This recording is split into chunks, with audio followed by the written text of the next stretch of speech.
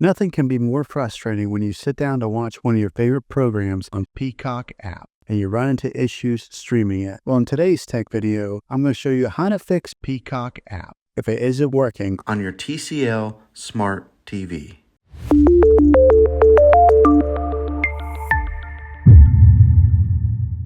Let's see if we can fix your problems and get your Peacock App back up and running as quickly as possible. The first one, it's the easiest one to try, and that's to unplug your TV from the wall outlet and wait 60 seconds. Now, don't be impatient here.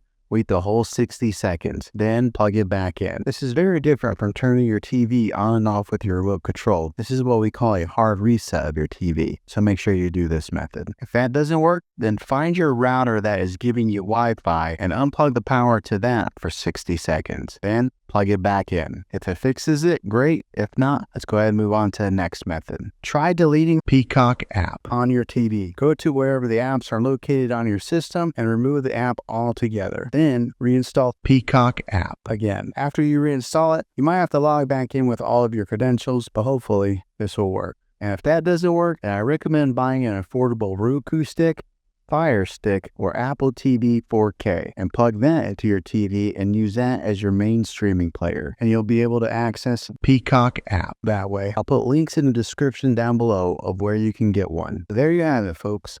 If this video was helpful, go ahead and click a thumbs up on it. Go ahead and subscribe to my channel. I make tech videos all the time, and I would love to have you back in the next one. Take care.